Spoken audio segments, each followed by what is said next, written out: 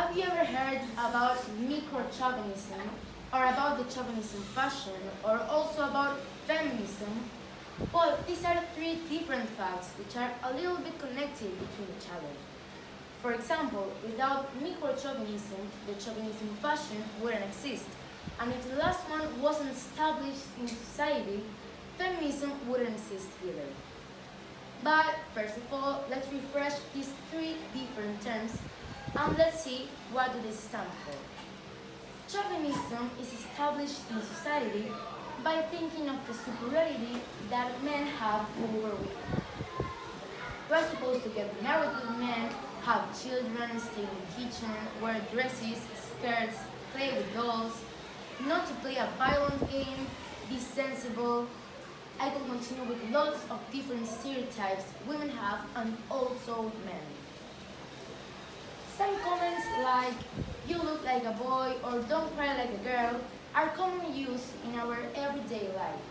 But sometimes they are called micro-chauvinism because they are small chauvinism comments that sometimes they are not even noticed.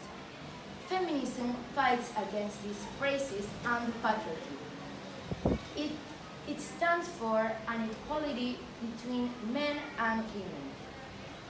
So now that we have refreshed these three terms, I think that you're ready to listen to different situations in which I lived that I didn't feel so comfortable. This year I asked my dad if I could start playing rugby. You know that sport, right? And guess what his answer was? No. It sounds strange to me because I knew that my brother, who is the same age as me, played rugby. So I asked him another question. Why can my brother play rugby and I don't? And guess what his answer was? Because it's a very violent game and you're a girl. Another one, and I could start saying lots of different situations, happened 1 month ago. When I finished playing a nice hockey match, my coach told me that I played like a boy because I had played tough.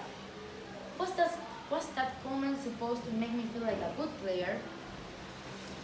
When we analyze these kind of situations, we can realize how chauvinism is established in society and how the chauvinism fashion affects us. The only thing I will ask you today is to fight against the patriarchy, to know how to realize micro-chauvinism, and to know how undervalued women are in society. Thank you.